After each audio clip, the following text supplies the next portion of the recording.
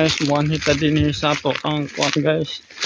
Stingless bee na kaning kuan guys, kulong na din na mo gi butang sa ilalong sa kahuyan guys. So karon mao ni ang sitwasyon sa among stingless bee guys. So daghan-daghan na gyud sila guys. Kaya karon man na time ilahang tikon guys. Oh na daghan guys sila ginakuha na pollen guys. Na pollen.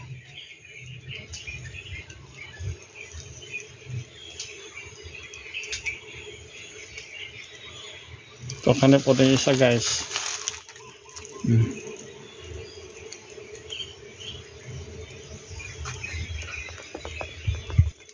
So that's all guys. Thank you for watching bee farm. Bye bye.